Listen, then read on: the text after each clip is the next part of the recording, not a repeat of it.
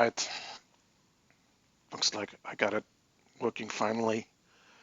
Hello, my friends. Welcome to the other side. I wish you all a great 2016. Thanks for tuning back into the Potato TV show.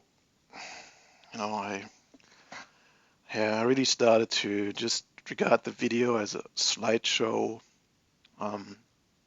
at the side until we finally get some decent internet connection. Until then, it's kind of a live podcast.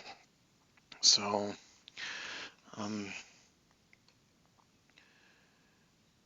the usual technical problems.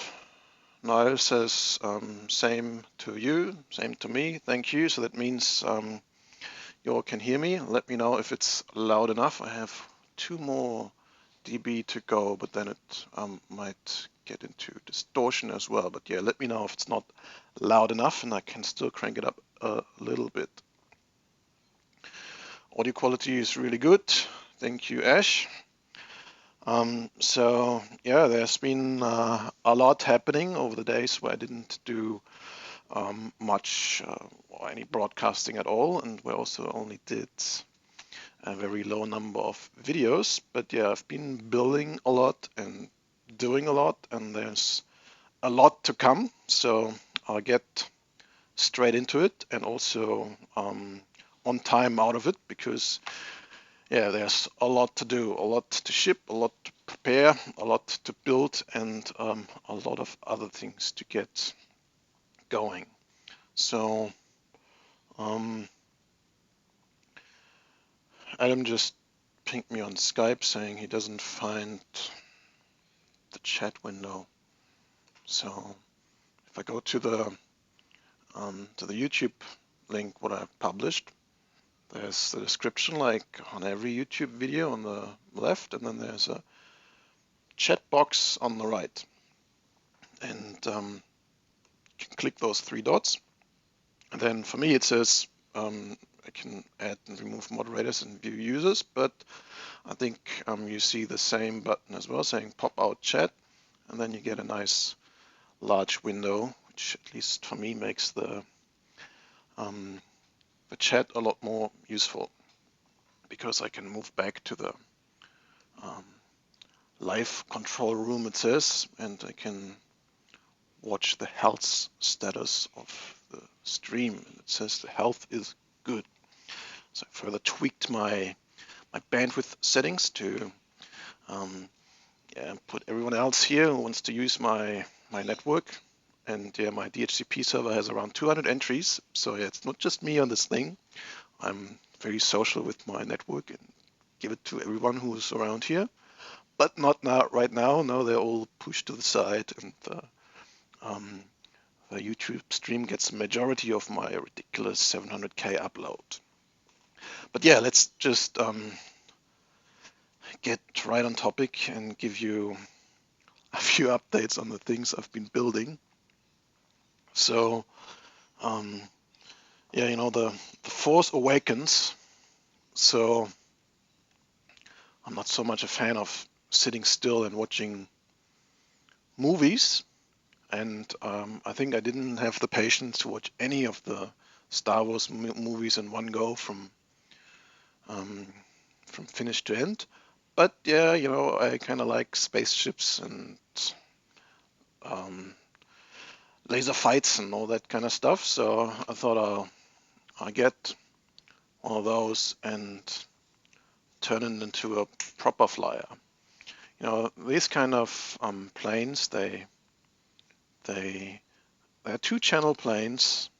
They are driven by 2 motors in the bottom ducts here, and they work via directional thrust. So right motor spins up, turns to the left, and vice versa. Both motors spin up a little more and it goes up, and you just let go from the throttle and it kind of glides down. So a similar plane, not as fancy looking, but working like that, brought me into RC flying in the first place, like I think 15 years ago. I bought a couple of silver lit planes for me and my son, and we've been flying them around the park. That was good fun. And so when I saw this thing, I thought, I have a plan what I can do with that. You know, I've seen videos online, flight tests, for example, who've been flying them around, and well, they fly like crap. So I didn't even bother flying this thing at all, but I went straight into hacking it. So the problem is they don't have enough power and not enough control. So what I did is printed another pair of ducts to stuff them into the top ducts here, and yeah, ripped out the existing ones, and instead of those slow, I think it was 7 or 6, even 6 mil motors, I put in some 17,000 kV 8.5 millimeter motors, and yeah, because they only have 2 props on each, there haven't even been spare props, I had to rip the other thing apart and use the 2 props of this thing. So yeah, just, you know, printed some ducts, stuffed them in there. They don't even need any glue. Just printed them a little bit larger so they stretch the foam, which is, by the way, a very good foam. It looks good and it's really strong and soft, so kind of impressed by the quality of this thing. And then in the back, I just cut open this hatch here, and yeah, guess what I stuffed inside there? A little Alienware flight controller. And then in here have been the flight controller and the battery right in the front here. So just slit that up and cut out all the gunk. So I was hoping that I get enough power of those 4 ducts to hover like that, because you know it's basically just a quadcopter with a fancy nose on top. Yeah, so the plan was to take off like this and then transition into forward flight and speed around the park. But yeah, it turns out these ducts or these propellers are just not anywhere efficient enough to provide enough thrust. You know, this thing only weighs, I think, 100 grams. So, you know, that includes the battery. Just stuck it there on top. So it weighs, I can't get it balanced on here, but it weighs around 95 grams. So a quad with those motors, that battery, and 95 grams, it will fly. Barely, but it'll fly, but this thing doesn't. So, yeah, I probably have to resort back to flying it like a traditional plane, put it in the air like this, chuck it a little and fly it. But yeah, I think it's possible. It's probably fly, I hope it will fly better than the original, because yeah, I can't be bothered to fly the original. That's just not good enough. There are some people who have modified this and put proper control surfaces on there, etc.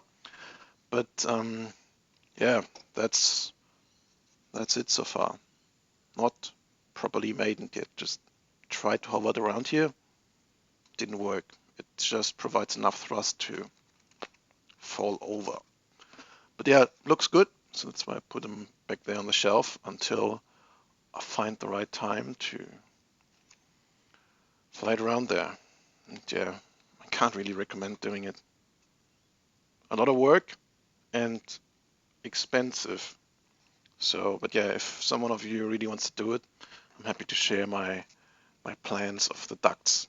Took me quite a few attempts to get those ducts printed properly, because, oh surprise, the top ducts are actually also smaller than the bottom ducts. Yeah, so much to this thing. Any comments?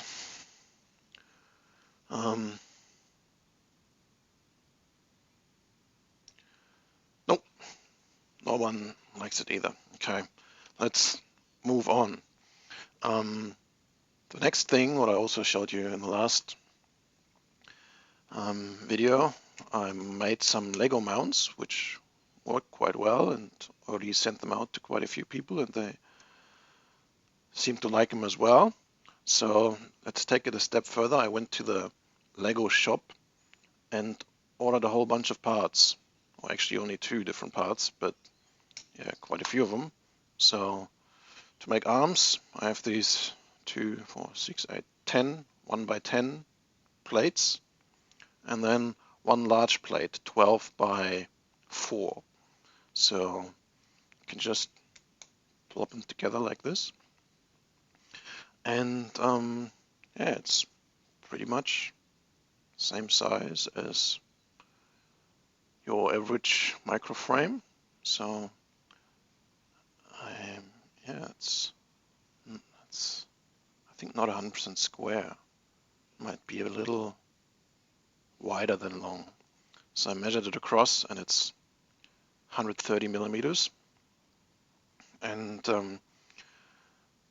yeah, I mean, you can go to the Lego shop yourself and buy these parts. They only cost a couple of cents, I think 25 cents for the arm piece and 80 cents for the centerpiece.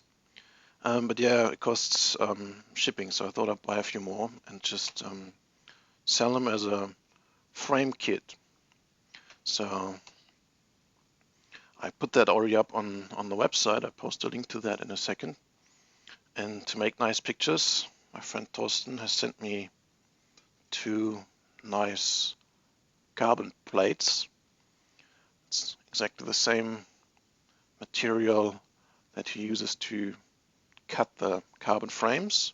So very nice, strong, good looking carbon fiber with only gotta look for a long time to see any anomalies in the weaving. Very nice. So yeah, I've already done this morning. So here is a link. I'll post that in the chat room and also into the description. Can I do this?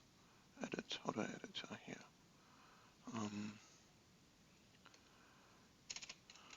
Brick frame. So I'm not calling it Lego. So I'm not getting into any. I'm not sure if is Lego chasing after people who, I don't know, somehow use their stuff for advertising or something. Well, actually, no, I'm reselling the stuff. I'm an official reseller now. I signed up for the Lego VIP program and sent them a message that I want to resell Lego parts and want to make my custom kits to sell on their shop, but they didn't reply. So yeah, just doing it anyway. But yeah, I'm not calling it Lego, so you haven't heard that from me. It's just brick stuff, okay? So brick, my alien flies like a brick. Yeah, you just, to make bricks fly, you just need enough power. Brick frame link save. Sold out. Oh yeah, sorry, sold out. Haven't put any in the inventory yet. So to start with, I bought 10. So put those in. So yeah, if you want one, be quick. There's only 10 of them, and I sent them from Australia. I haven't shipped any to John yet. So yeah, be quick if you want one. And to sweeten the deal, my friend Steve has sent me some more stickers. So I got lots of the small stickers, and yeah, I copied the idea of some of you putting the little stickers on the FPV cameras because they fit right on there. It wasn't intentional, but yeah, that's probably the only place where you can stick them on a typical microframe, unless you want to stick them on the back of the flight controller. But yeah, there's the alien. You don't want to stick anything on top of the alien. So yeah, lots more stickers, small stickers, and also large stickers. So I didn't make them as large as the last ones because that was quite expensive, because there was only, from the really large ones, there was only one on a, or two on an A4 sheet. And those, I think he fit 6 instead of 1. So it cost me only a buck a piece or so. But still, you know, adds up if you order more of them. So yeah, I spent, I think, like $300 on stickers. He made some random sizes as well. But yeah, those 2 I have, and I just chuck them randomly in the orders I ship until they run out again, and then we get some more. So yeah, I just cut them up in 4 to 6 of those, and add one of those and chuck them into the frames I'm going to send. So much to Lego frames. Any questions? Stickers. How much for the large decals? What, rub it in? Not sure what I'm rubbing in at him. But yeah, sorry for that. So yeah, the stickers, I don't plan to sell them at this stage. I just give them away. So yeah, you have to order something and then I put some in. So I already, see the boxes in the back. You see them? Yeah, if I move to the side a little bit, there are lots of boxes on the floor. These are to be shipped to our US warehouse to John, hopefully today if DHL gets back on the blower. They haven't been here for like, I don't know, 1.5 weeks. And we're already running out of a few motors in the US, so all that stuff goes towards most of you. And yeah, I included a whole bunch of these stickers as well, and we will just include them into the standard shipments. I hope that's all right with you. If they're really that hot, well, I might consider figuring out what they actually cost and put them as a regular shop item in there, or maybe talk to Steve and he opens a sticker shop. The quality of these stickers is really nice. I think they're called die cut stickers. Not sure if that's the right term, but they're essentially 3 layers. One kind of bottom carrier layer and then one protective layer. So you pull that off and then the actual sticker part comes off, which is not all the way through, but it's literally the parts are cut off, cut out. So you will stick this against something and then the background comes through. So black camera, just the background comes through here. So very nice quality. So it's kind of plastic, so it's really covering. There's no none of the background coming through. And yeah, he cuts them in all sorts of shapes. Yeah. Join the force, eat, sleep, FPV, micromotor, death metal, and yeah, a few others. So yeah, not sure yet where the sticker story goes, but I've been asked so many times for stickers. Gotta do something. So quick look in the chat room. What's up with the 480 milliamp MyLipo stock? Yeah, they're already on the way, but yeah, it's been a hard time without them, right? So I still have them put in stock in the here. I have like maybe 20 or so left here. But yeah, in Australia, not many of them are. Oh no, actually, it's 0 here as well. So still have like at least 15. So put 15 of them in stock in Australia. But yeah, I can't ship them international. So if you're in Australia, you can still get a few. I should get more of the 480 milliamp packs in the next days here in Australia and also in the US. A lot more. So I hope this time they last long enough until we get the next charge. But also then there's Chinese New Year coming along, so we might get into that valley again and be out of stock for quite some time. But yeah, I ordered a good lot of them. Also more of the 205 milliamp packs for the Nano QX. They've actually been selling a lot better, so we ordered even more of them. And also, I decided to get a bit more stuff in from my LiPo, and that includes a couple of the other packs. So we will, at some stage after I got samples, we will also have the 430 milliamp pack, which is a very light but very powerful pack, and yeah, quite narrow. So that works well with different builds. So that's this pack here. It's a little bit lighter than the 480, but almost as strong. So that's very, very nice for light 8mm or even 7mm quads. Also, I will have the 555 milliamp Voltamat. They brand it, so it's a co-brand.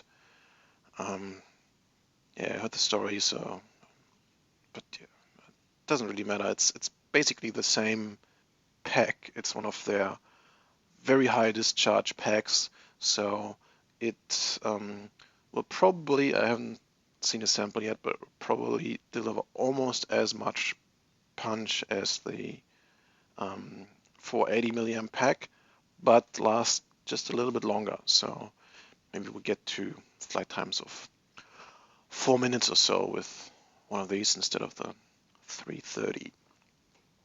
Also, there will be a 600 milliamp pack, which fits into the Cyma X5.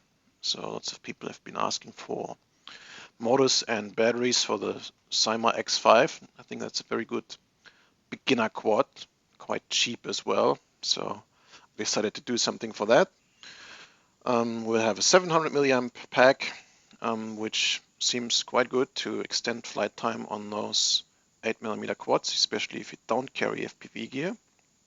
I have to check how that works if you load them up with FPV gear and the 700 milliamp pack.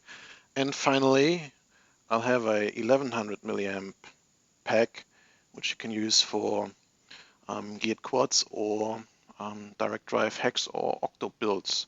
Because for that, 480 packs, even though they work, yeah, they're a little bit on the weak side, and you only get like 1.5, 2 minutes out of them.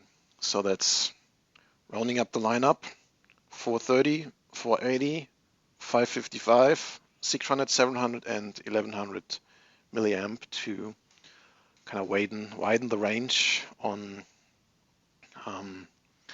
batteries we have.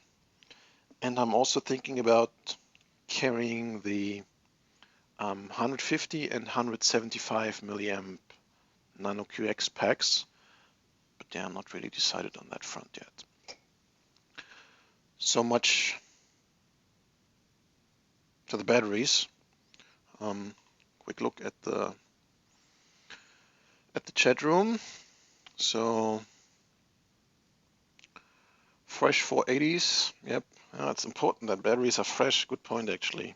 You know, if you store them too long, they go bad. So that's why I don't want to keep as much stock on batteries like I would need to be stocked until, you know, March or even April, because, you know, Chinese New Year hits, I think, pretty early this year on February 6th, I believe. So if you haven't gotten your stuff by then, you can't order again until at least beginning of March. And then usually they're completely overwhelmed, so they won't talk to you until mid of March. And then you got your order in by end of March and get your stuff by end of April. So yeah, and then if you buy too much, then stuff sits on the shelf, and well, you end up like a hobby king, just selling crap batteries.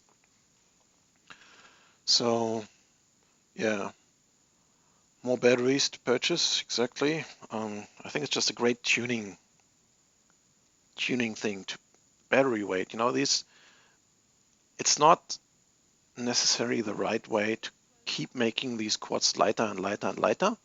They need to have the right weight for the right flying style, for the right purpose, for the right conditions.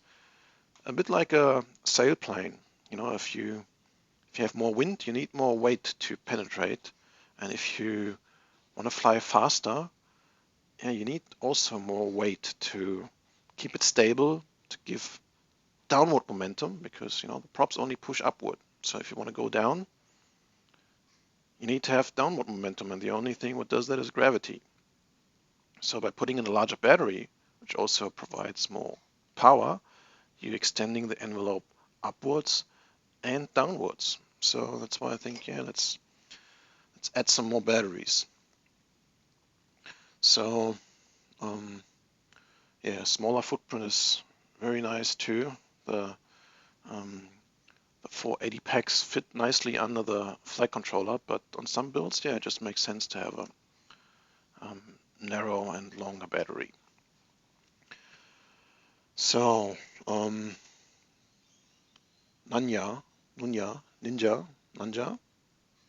sorry, don't know how to pronounce your name, says, I heard a rumor that the Alien Wii was coming back. Well, I haven't been talking to Lance that much over the last couple of weeks, even month. But if you look at the webpage, alienflight.com, he seems to be pretty busy. So he's made new designs, he's improved the old designs. I'm very glad that the old Alien Wii Classic, I'm not sure if I'm still allowed to say Alien Wii, the new Alien Flight Classic Narrow has been revived a little bit with a sideways USB and a 5-volt output with a connector on it. So yeah, I'm confident that they will come back at some stage. I see quite a few attempts of people making FCs. You can go to Osh Park and just order the boards. Just say, I want some. Click on the link on alienflight.com and they print them for you. I think it cost around $6 each. I didn't order those myself. My buddy Ash gave them to me. He was here last week, earlier this week, and gave those to me. And yeah, I don't plan to build them myself, although it might be a good challenge just to solder them. But yeah, it looks really difficult. To do this by hand, oh man, I'm going to be busy for a few hours and cursing my lungs out to get this to work. So yeah, I prefer if someone else does that, and then I contribute my part to get the train rolling by, buying a couple of samples, helping a little bit with the funding, testing, marketing, crowd research, crowd feedback, crowd vetting of these hopefully new boards, because yeah, we need more. I'm running out. My quads, or my working quads, sit there on the shelf, and when I build new ones like these here, I come to that in a minute, why I do have so many and even more over there. When I do that, I go up there and take those apart, which I haven't flown for the longest time, and yeah, put the brains into new bodies. So RAQ rarely asked questions or random asked questions. Can we see your knitting needles? Yeah, I have a pink, I don't know if it's pink. I can't see the difference between pink, purple, and, well, yeah, I don't know. I just keep forgetting what the right names are for these type of colors. But yeah, this is my knitting needle. I have a few more of them. Every pack of rubber bands, of these loom bands, one of them came. But now I'm using these silicone hair bands. They don't have knitting needles, but yeah, I still have some. They're very good to make little battery harnesses and pull wires through, stuff like that. So here you go, Adam.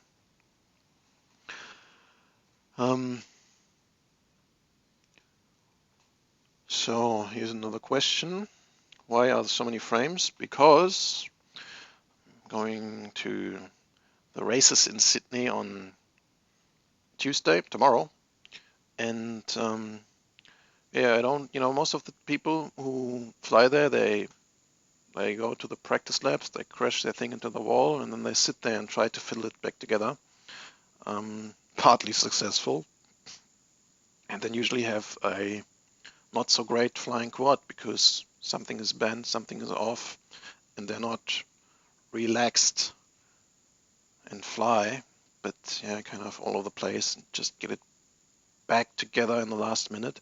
So that's why I built a few more, tune them all nicely, and when one disintegrates for some reason, usually don't, they're very reliable, but yeah, I just like to have a backup.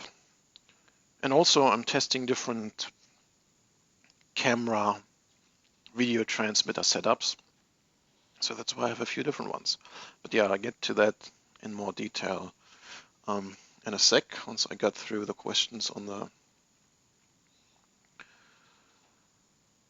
the chat.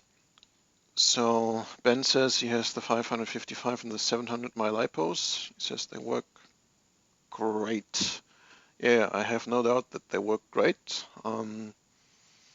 Just want to see how that impacts things myself before I put them up for sale. So I have a few of those on order, plus some battery leads. So I found on the MyLipo site as well, they have these charging whips.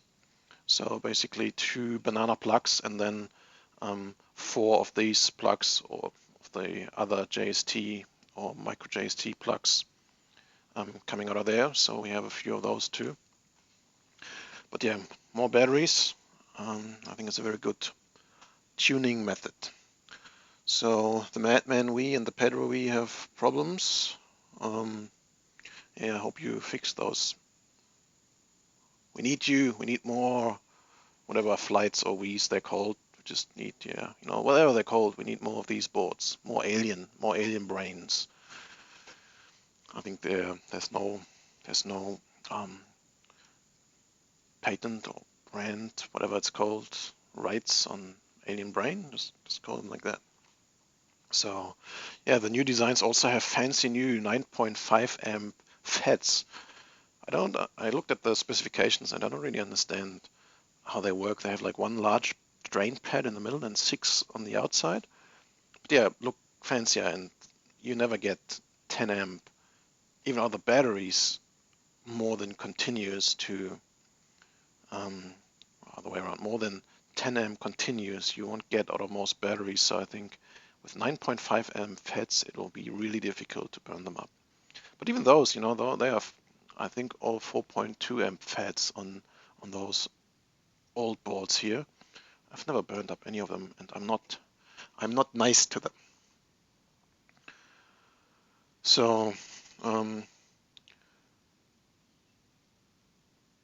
are the ones that Ash sent you? Yeah, he didn't send them to me. He came here and delivered them in person. Yeah, so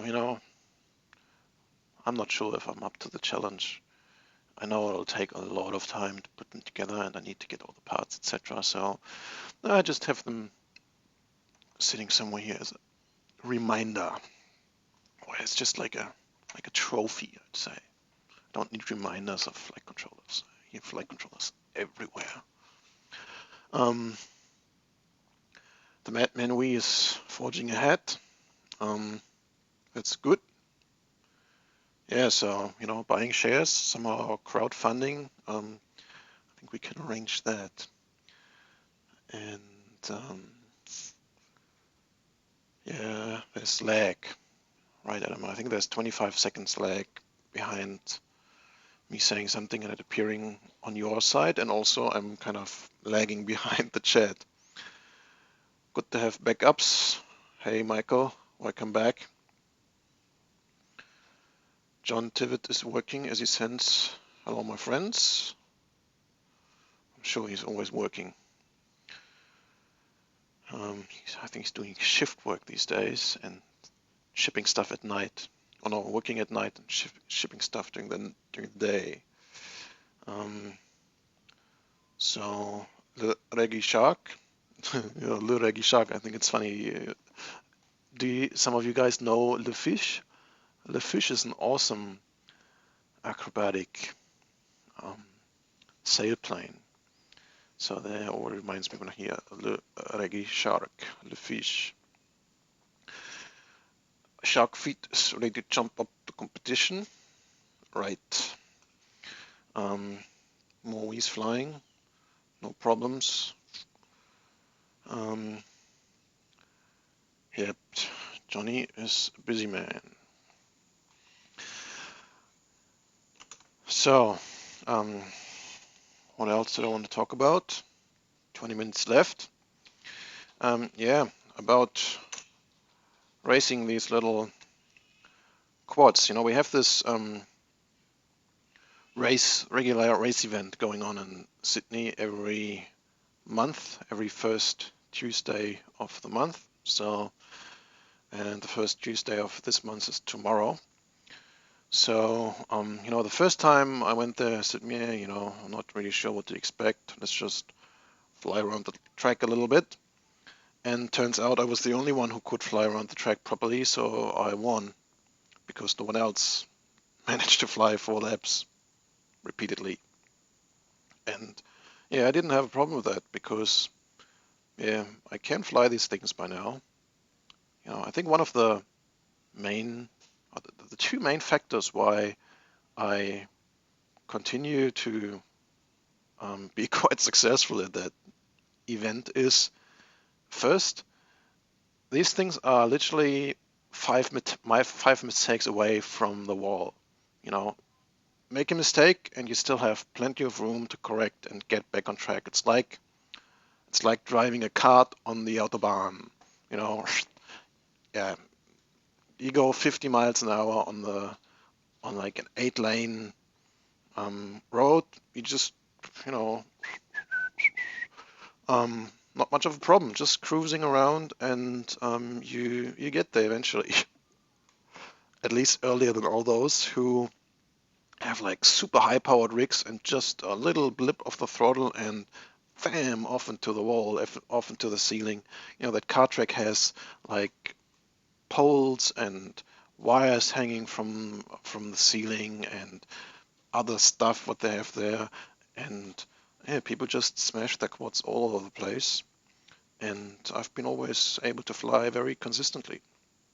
For example, during the training laps, you just hear things shredding and flying apart, and I just do my 10 practice laps per battery, come back in, chuck another one in. I have 20 laps in, while the other one was going, most of the others were going through 20 props. So that worked quite well. And the second main factor is I just get a lot more practice in these things. I just sit there in the back, fly through here, fly out the door, around the house, and if I dedicate 1 hour to flying, I actually get 1 hour of flying and not 55 minutes of getting there and preparing the stuff and 5 minutes of flying, breaking stuff, and going back home. I like to separate building, fixing, and flying. So that's why I build more of them, not only for race events, but just in general. And if something goes wrong, if it flies wonky for any reason, prop broken, motor broken, something, you know, brain damage, brain problems, confusion, you know, things happen, camera problems. Just chuck this to the side, fly the next one, so I actually get an hour of solid flying in. So yeah, I want to talk a little bit about race preparation in general. We're currently thinking about how should we deal with video transmitters. You know, I like to fly this setup here. That's my trusted beta quad. This just literally has seen so many hours of flying and so many crashes. Yeah, I crashed it apart. You know, the battery connector flew off in the last crash, and so yeah, I haven't gotten back to fixing it yet because I've been building and flying these others. But yeah, this has a 400 milliwatt video transmitter. Very nice, although it's hot like a potato, but it works very nice, very clear picture. But yeah, two problems. It has a lot of power, which doesn't help if you want to fly with lots of other people at the same time because you end up stomping on their signals. And also it runs on the Boscam E band, which I'm not allowed to use because, well, people have some problems with it, which I don't know if they're really rational, but well, you know, I play along with the rules. So I was told to transmit on 5.86 gigahertz, and this one doesn't. It only transmits slightly above and slightly below. Yeah, stupid channel allocation on those 5.8 gigahertz bands. But yeah, I'm not allowed to use this thing because of the frequency choice and because of the power output. And yeah, there's not really a good alternative that I found. So I'm on the look, and these are my current attempts to deal with that. So this here is a 200 milliwatt transmitter, which I think I'm allowed to use. So I think they've set the limit to 250 milliwatts. So I built that thing here, which I've already tested, flies quite good, uses that wide angle lens, exactly the same thing what you're currently looking out of or through. So, and that works quite well. That is, yeah, proven setup, which I'm going to fall back to if nothing else works. And I've also built 3 more, and I'm going to either fly this if I don't get to move that onto a ReggieShark frame as well, because that is basically the 200 milliwatt transmitter, the same like this one, transmits on the Fat Shark band as well, plus my trusted MC900 camera. Yeah, it has one of the very rare Alienways with land solid for me, which has a 5-volt filtered 5-volt output, so I don't even need a step up for this. So yeah, probably gonna take out this stuff and put it onto a Shark frame because yeah, the antenna here in the back just gets smashed up too much for my liking, and then if that breaks, you are not gonna fix that in the field. So yeah, those are the two setups which I know work quite well. 200 milliwatts, good cameras. So more regulations, yeah. Practicing. I've never been on the not Autobahn, it's Autobahn. Autobahn. You don't know Autobahn? Yeah, that was kind of weird when I came to Australia and I learned that you can only go 110 maximum speed the whole country. Or maybe there's a road where you can go 120.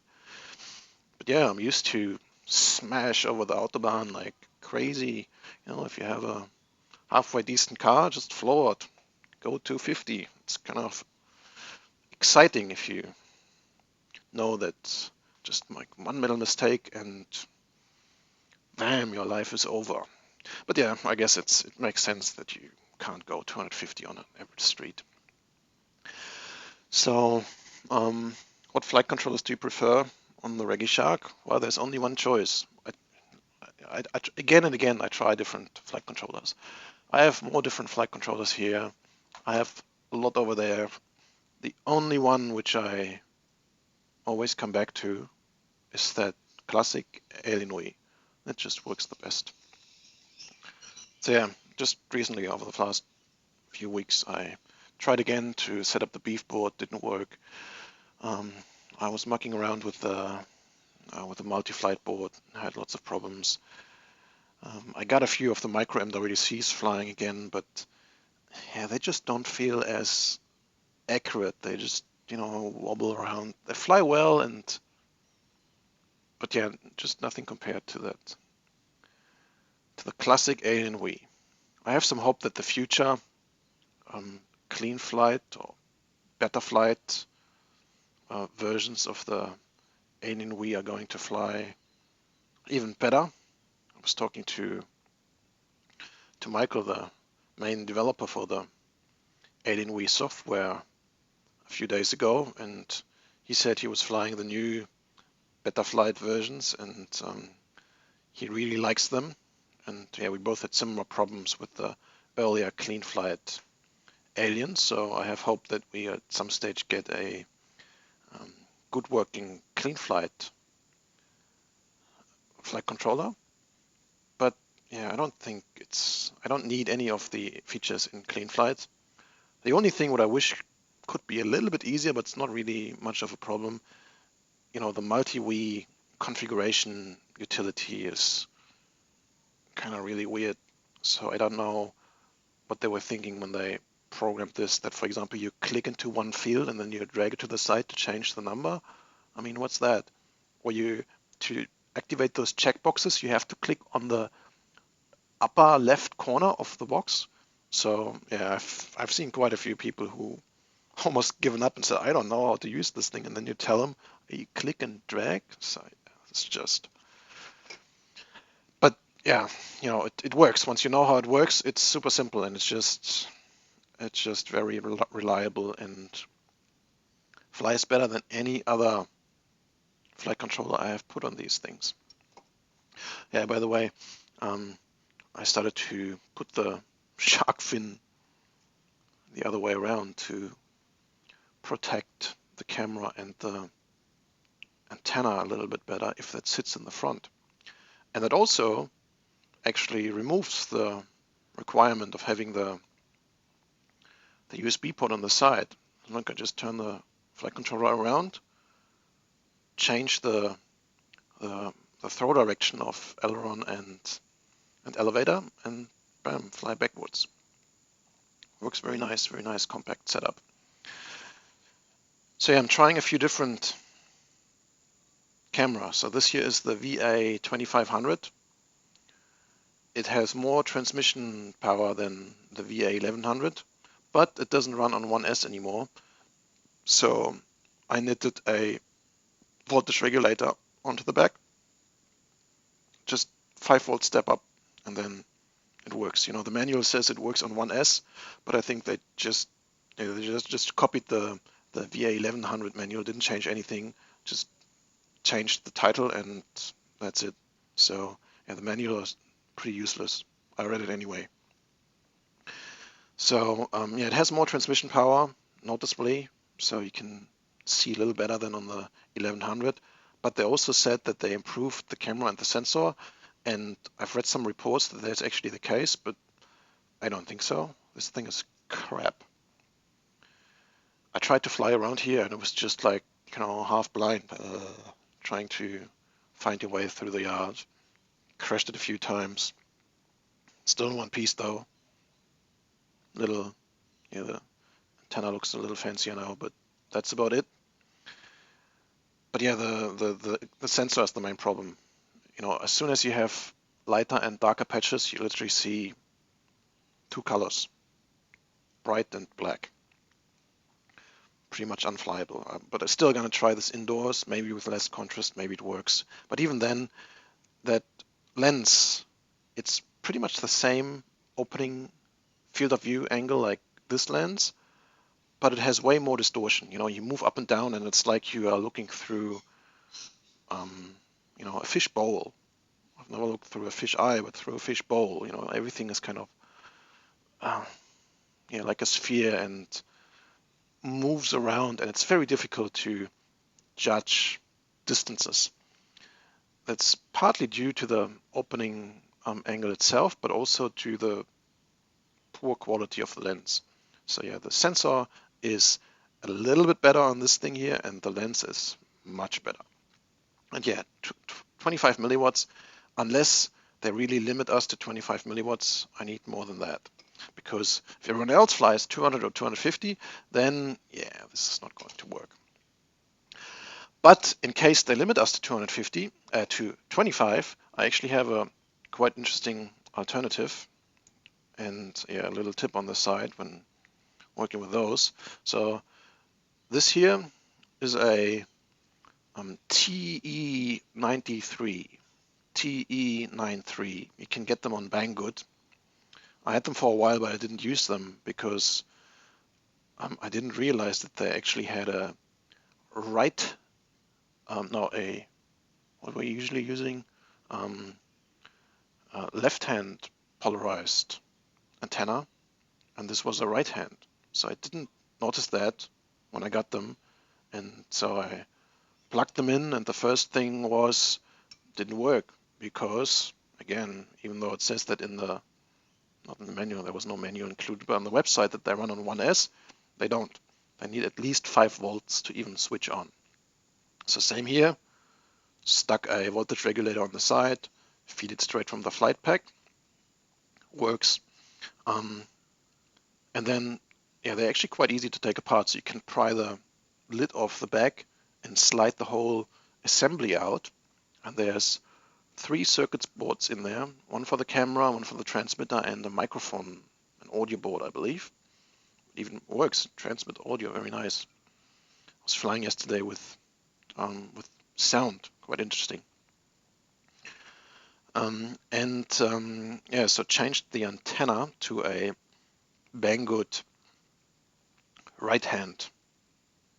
Is it right hand? I forgot. But yeah, whatever it is, the same what my receiver antennas are.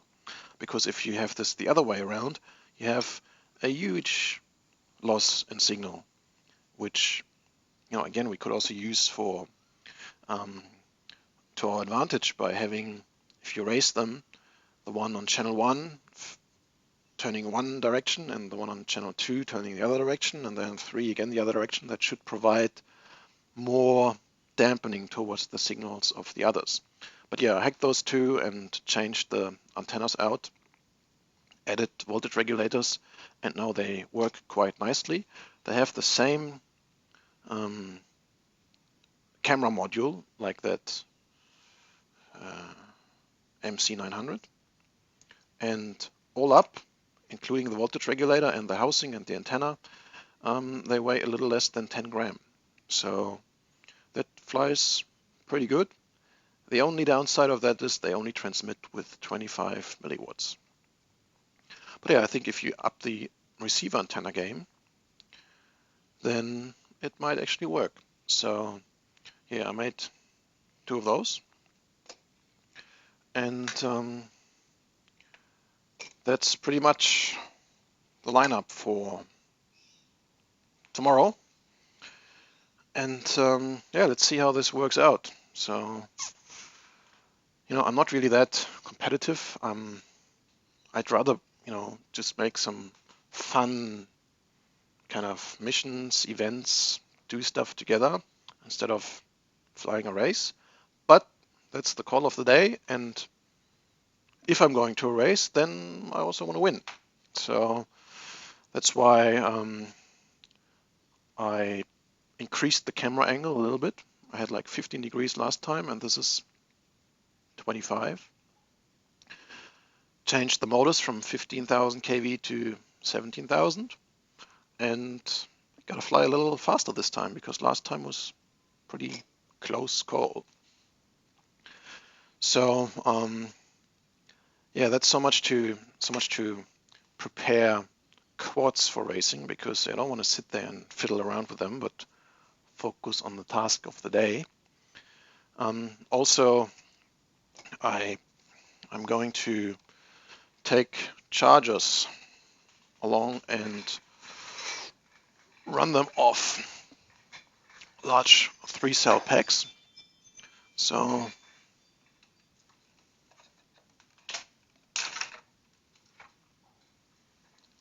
these chargers, I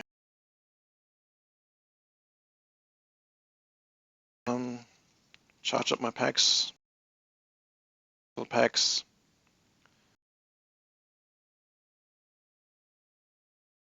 charge them up. The first 8, so I take another one of those, and then 8 packs is probably just enough to get through the day. So I get like 2 or 3 practice packs, and then maybe 5, not even that, 1 or 2 heats, semifinals, finals if I make them all. So probably 8 packs might be even enough. But yeah, if I have 8 packs and 8 charger slots, that means as soon as I've flown one, I can put it back on, and within around 30 minutes, so I charge them all at 1 amp, even though they're only, the officially best charge rate is 0.48 amps, but yeah, I always charge them at 1 amp, and it doesn't seem to bother them much.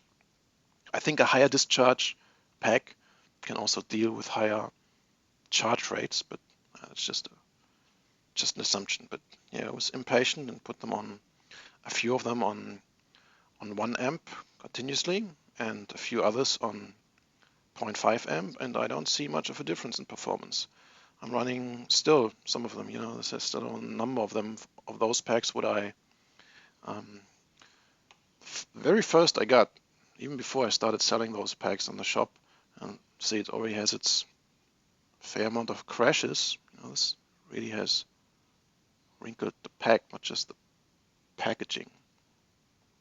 But yeah, they still work great. So yeah, just charge them at 1 amp. And so that means 8 packs are pretty much enough to keep going continuously, and one of them is enough to keep charging for around 2-3 hours. And then I have another one of those to power all my ground station gear, which I might give you a tour of at some stage later. The time is over already, 2 minutes over. So yeah, I was actually hoping to get through a little bit more of that about the receiver and goggle setup as well. I couldn't help myself and bought a few more goggles, a few of the old headplay ones. Yeah, I can't recommend doing this, although they were just 99 bucks. But yeah, I'll get to that maybe in a later issue of this event as well. For now, I gotta wrap up things. A last look at the chat room, what's going on here. German and not competitive. Well, if there's a competition and I'm participating in the competition, yeah, of course I'm gonna win. But yeah, I think what would actually be a lot more fun would be kind of, team events where you actually talking to the other pilots, where you are trying to achieve something together. Back in the days where you used to play PlayStation and stuff, I always liked to play co-op games, but yeah. So let's see, where did I? Oh man, gotta scroll all the way back. How durable? Classic narrow. But the sentence. Oh wow, doesn't have timestamps here. So Bodo, yeah, he destroyed the freaking network connection again. So I now have a thicker plastic tube going from my kitchen window out and then down to the deck, so the freaking cockatoo can't chew it up. So I still don't have a parrot frame. Yeah, parrot frames are nice and cheap. But yeah, for FPV, you really got to cramp the stuff in there and don't have any antenna protection. That's what's keeping me flying them FPV for good. Flying line of sight, they're really good. Really low resistance, very nicely balanced. You know, you can put the battery up a little bit more, which I think helps with acrobatics as well. And yeah, you can't destroy them. You can destroy the Reggae Sharks, as we found out, which I've seen here as part of the topic of the discussion as well. Autobahn, Parrot RS frames, and you know, there's new Parrot frames, even some with some Lego nupsels. So they watched us maybe. You can stick Lego figures and things on the new on the new Parrot frames. So yeah, that kind of also helped to inspire those. So Alien Week Classic. Why do I prefer that over all the others? The main reason why I like multi-Wii in general is because I have this tuning code which allows me to tune PIDs in flight, which is the only place where you want to tune them. You know, you fly them and then land them and tune them and fly and land them and tune them. This is just not very effective. I want to have a little dial to change PIDs while I fly, and I don't know how to implement that into clean flight. I know how to implement this into multi-Wii. It was very simple.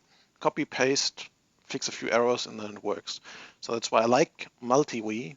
And the best flight controller for multi-Wii, there are not many. There is the Pocket Quad, discontinued, although it's quite nice. I still have two of them, but yeah, discontinued. Then there's a Micro MWC, which has some issues which are maybe related to the CPU, or maybe to the sensor unit, or maybe to the receiver. I don't know, but it doesn't fly as good as the classic Alien. So that's why I'm a big fan. Why do you turn around the Shark and fly it backwards? Because I want to have the plug, the USB connector exposed to be able to reflash, reprogram, check things without taking it apart. That's the only reason. And then on some of them, I turn the fin around because the antenna is further to the front. Otherwise, the antenna would stick out here. So yep, that's why they are. Some of them are backwards. Yep, tunability of multi-Wii, exactly. That click drag. Yeah, that's just the graphical user interface. Sky with clean flight is great. I don't know. I don't think it flies as good as multi-Wii, but that might be just a tuning issue.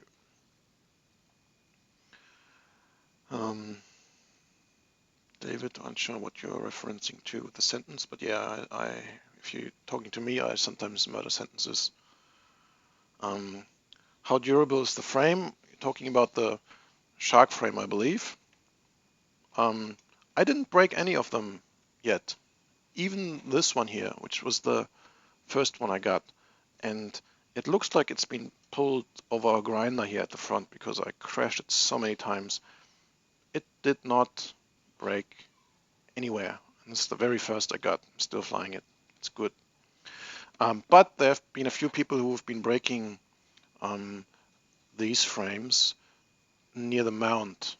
There's a little groove in there to feed the wires through, and that's where they break if you crash them hard enough.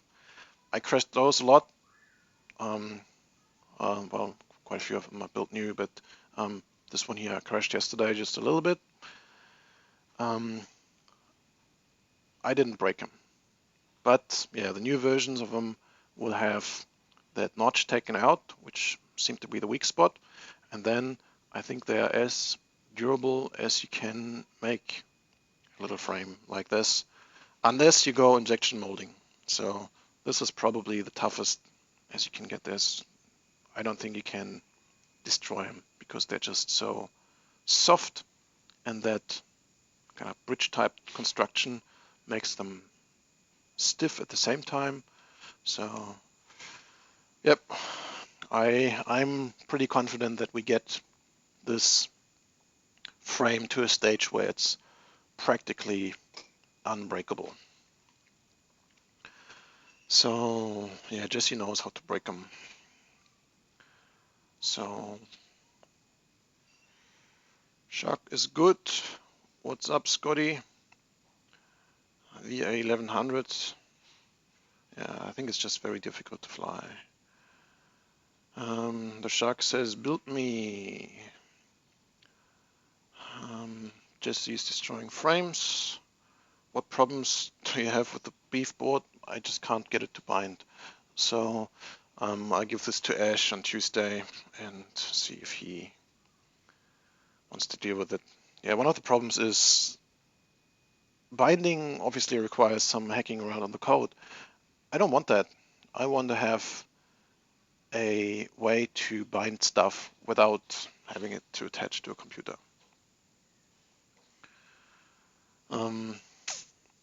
Small crash. Yeah, it was a walkout. I'm not sure how he crashed it, but Jesse can destroy everything.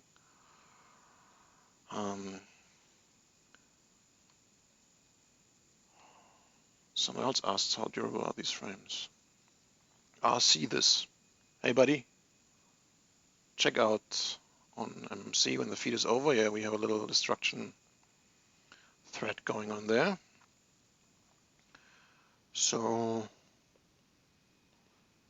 epic voice dude, he says. And that's not even tuned, my friend. I'm working on warming up the output of this microphone into my audio rig to scare the heck out of you. So, best co-op game ever is Portal 2. I'll check that out. Dodo garden hose installation for the cables, PIDs. The new cockatoo frame is good. By the way, this reminds me, someone made a version of the Alien Wii. He designed his own board apparently, and on the back it says Rainbow Lorikeet Edition. I thought that was cool. So maybe we see a few more of them. I forgot his name. I asked him to come to the Alien Flight open source thread and post his creation there. Didn't check if he did. It was just yesterday night. So I know you're having to keep out the light. Yeah, because if I open up these blinds behind me, then it's so bright in the camera that all the stuff in front here is getting dark. So that's why I gotta make an effort to stay on the dark side. I downloaded your voice pack. There's some phrases and words missing. Yes, Mike, I actually take requests for new phrases to add.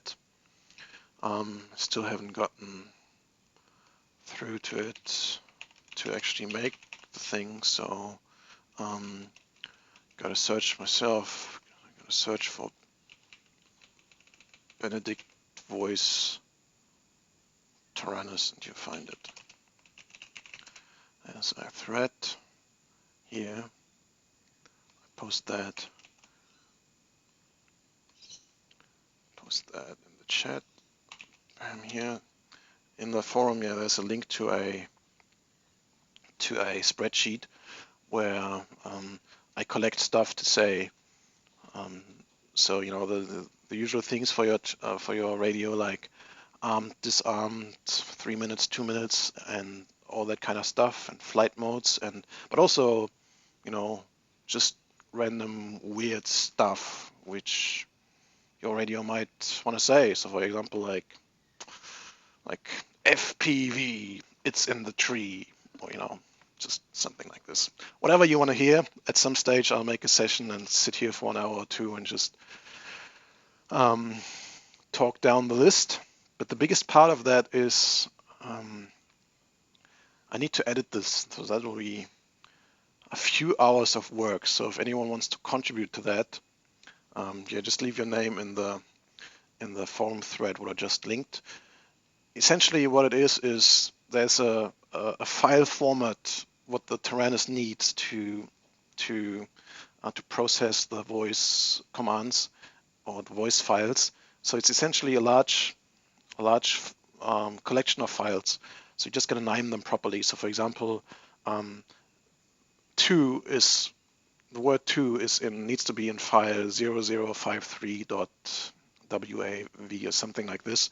So you need to cut out every little piece and save it as an extra file with the right spacing or no spacing ideally at the beginning and the end, and name them all properly, and there'll be a few hundred files. So if anyone wants to contribute in cutting them down and rearranging them for the two different OpenTX versions, yeah, just drop your name in the forum thread and I'll let you know once that happened, and then I'll probably just download or upload one large file with everything in there, and so then everyone can help contributing, cutting out these little bits and pieces. So, hey, Curtis is here, just talking about beef, he turns up. Yeah, I'm sorry, Curtis, that I didn't get your flight controller running. I had big hopes. I even have the two of the micro receivers from you and that that hex extension board. But yeah, I just didn't get it working. And to be honest, I didn't spend enough time with this. I'm sure if I would have contacted you, you would have helped me. I think you're the only micro flight controller developer hanging out on Reddit and helping people out there. So well done for that. So where did you see the rainbow lorikeet, Alienwee? No, I've received a private email showing that off. So maybe it appears in that forum thread. I don't know yet. So how are you doing with the wide angle lens? Yeah, I think it's difficult to fly with wide angle lenses. It's this is like 150 degrees, 170, and the others are 90 degrees diagonal. I like narrow lenses a lot more. It's a little bit more difficult to get oriented because you only see a little part and you need to yaw and pitch more to get to where you want to be. But once you've zoned in on something, it's much easier to judge distances and keep flying fast. One of the most significant differences when you fly a wide angle lens over a narrower lens is wide angle feels much faster. So it's kind of exciting. It feels like you are flying much faster, but that also means that, yeah, you just can't just calmly stay on track, but it's completely overwhelming and just, yeah, more difficult. I like narrow lenses.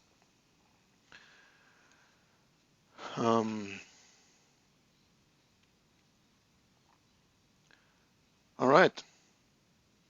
Will you sell these on radiocontrolclassifieds.com? I don't know. I'll see this. What you mean? You mean, I don't know. No, but I don't think I'm going to sell anything on Radio Control Classifieds. If I have something to give away, some used stuff, some things what I can't sell, I'd rather do this on right this frequency here.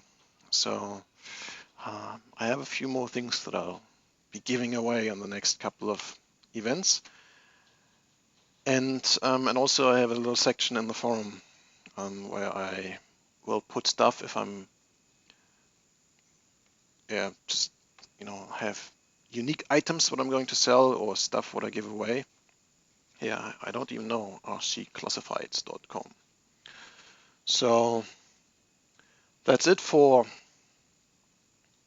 Potato TV today.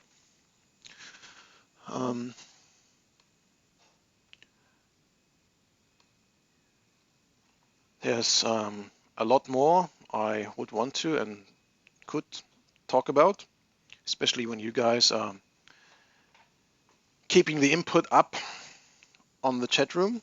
So I really enjoy these kind of sessions. I think I can put a lot of stuff, a lot of content in there, what you want to hear and which I otherwise wouldn't know about, and also would not have the time to put it all together, because making videos, making explainer type of thing, posts, and put it all together takes a lot of time.